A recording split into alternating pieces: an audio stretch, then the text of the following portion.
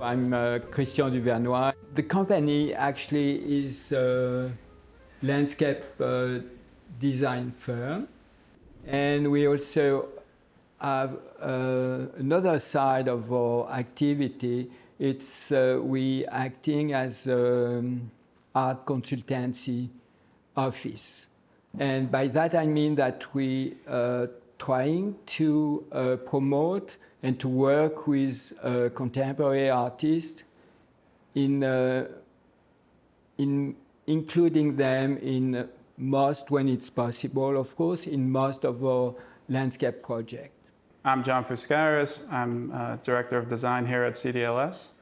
We correlate oftentimes with architecture, making sure there's a connection of indoor and outdoor, and oftentimes directly on architecture in the way of green roofs, terraces. So that makes us a little bit specialized, and we also try to bring in ecological dynamics to our spaces to make them sustainable and more stimulating. When we're dealing especially with private people, we try to get intimate connection with the client to make sure we're going to match what they were expecting, what they're looking. And when you're starting your own urban garden, when you want to have your own green space, it's kind of to be for you a kind of small outside boudoir, private room, a kind of sanctuary, a space where you can have rest, where you can feeling this connection between the city, the concrete of the city, and the greenery. So urban design is especially powerful when it comes to the landscape. For even a small space can have a disproportionately large impact on someone's well-being.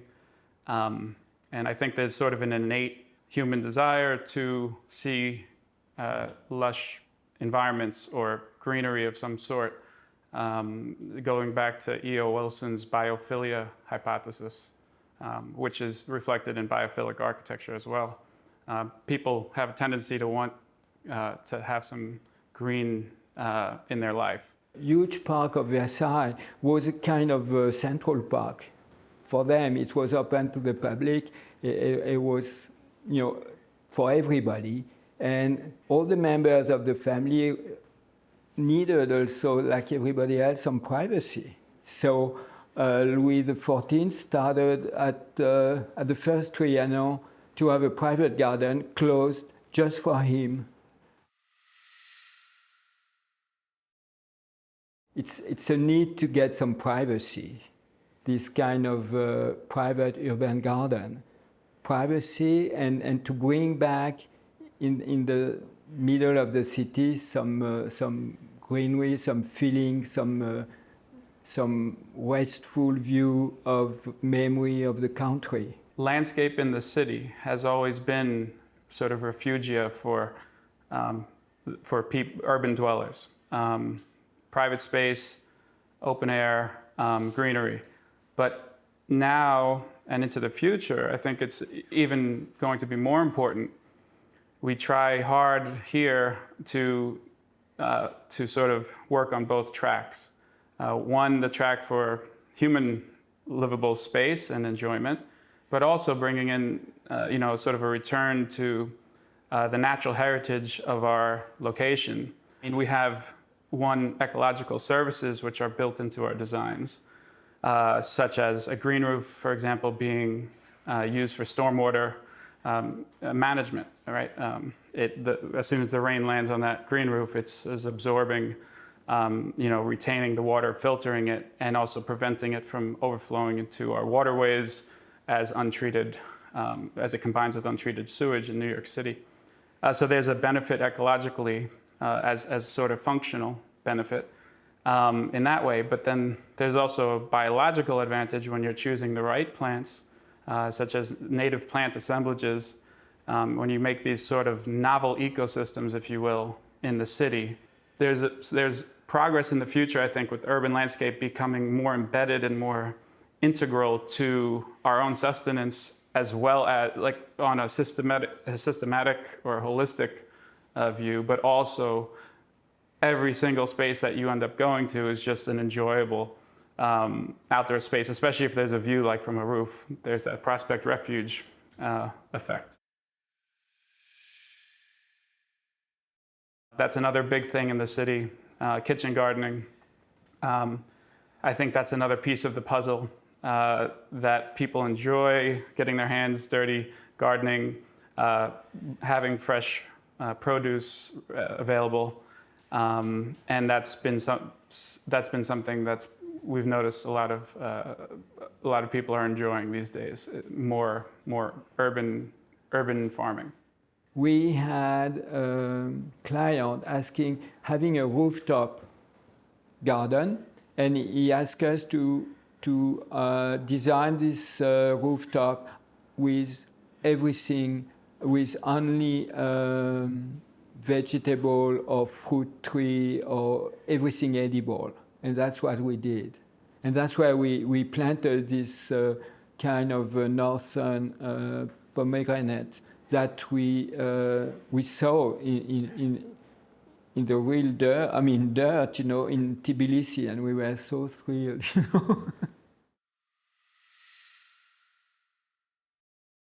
A communal garden is a garden which is built on a rooftop of a building, and it's communal because everybody living in the building has access to this garden, and even can participate to the maintenance of the garden, because on one of these communal garden we did a kind of medium-sized kitchen garden, and people from the living in the building come and likes to cultivate or bring their own plants and explain to their neighbor why they like these plants.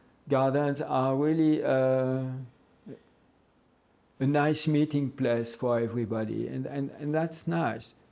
And during the pandemic, it was nice for them to have this kind of fresh air and garden on the rooftop of their dwelling, People really have been using their outdoors more from the pandemic, and also in the streetscape of New York, the laws that allowed restaurants to go into the parking spaces along the street has sort of changed the human scale, if you will, or the experience of walking through the city, so that you can dine outside, where before there was just a hard line between street and sidewalk. Now there's a soft landscape buffer, if you will, which is a usable space. So in a way, that one part of COVID is I think a silver lining. But as far as like the future of the city after an experience like COVID, it's hard to predict, but I definitely think there'll be a sort of a hybrid solution in the future, because obviously there are advantages to remote work, and for both the employer and the employee.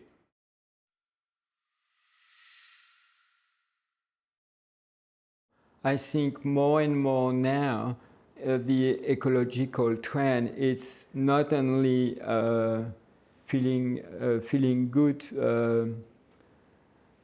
trend, but it's also very important with the climate and the warming up of the planet and all these issues.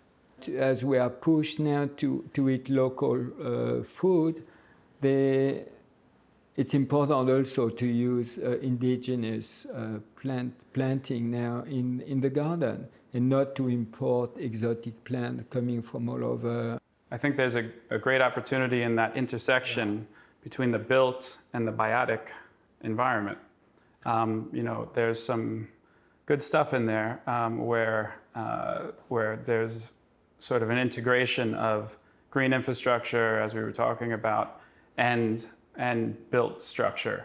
Obviously, buildings are hugely energy intensive, and so there's a definite push in architecture towards low energy buildings and low impact development, and the landscape has to marry that as well, which it absolutely does if you do it right.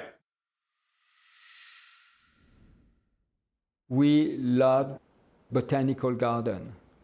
It was really, for me, it was what a real botanical garden should be. We were walking on the hill, you know, and it was so nice, you know, it's kind of all part of Tbilisi. And you had this communal garden, right? Which were on both sides of the street, and that was so nice also because you were feeling a real connection between the Georgian people and their garden, and that was really, really very nice. I remember this where we had the privilege actually to be a guest, you know, in this beautiful cultural center, and the back garden was beautiful too, and it was kind of a private garden, and it was so nice. My impression of Georgia is sort of two-track. The sort of country outside of Tbilisi is beautiful. It's pristine. It's incredible, and it's something to be proud of. To have such great both wilderness and also just connection, just agricultural lifestyles. Tbilisi, it's a little bit different, where it's obviously a big city, and there's nothing wrong with that. But with the landscape in the city, I think that it's a little bit less. It's a bit more object-based, I would say. Like the usage of trees, for example, is just tree, and it's not really connected with layers of plantings like you'd want to replicate from natural analogs. I also think that the rigidity of the parks, you know, it's a stylistic thing, but it's a very hard-lined, almost like sort of human-dominated impression of landscape, which counters very much to the beauty of the natural landscape that's functioning all around the city. I would say national feeling you have when you are outside, you know, in this country with the hill and the church on the top, which are so beautiful. And I think that would be nice not to bring this kind of feeling, you know, inside the city, to make the people really connected to their country.